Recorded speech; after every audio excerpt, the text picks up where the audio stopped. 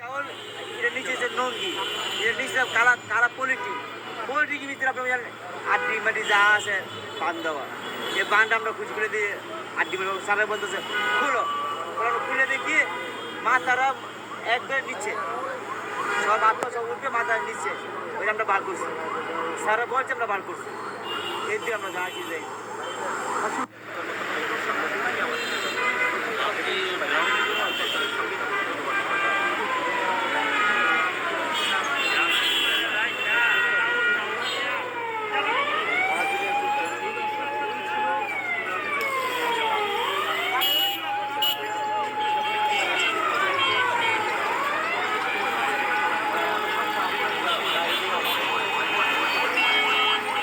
যে ভ্যানে নিয়ে আসছে দুইজন ব্যক্তি, তো এরা মনে করে এখানে তো আবার খাবারও দেয়, খাবারের যে চাল উপরে বিছায় রাখছে, যে চালের ড্রাম, 2টা ড্রাম ওই হিসাব করে তারা রাখছে।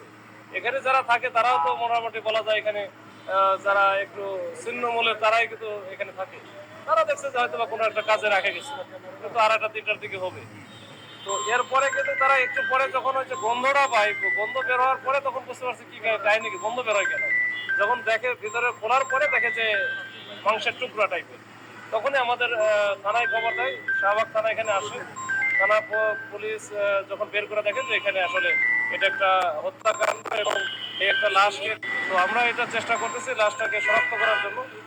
তো এই শনাক্ত করতে পারলে আমাদের হয়তো ইনভেস্টিগেশনটা আমরা অনেক দূর আগাইতে পারবো।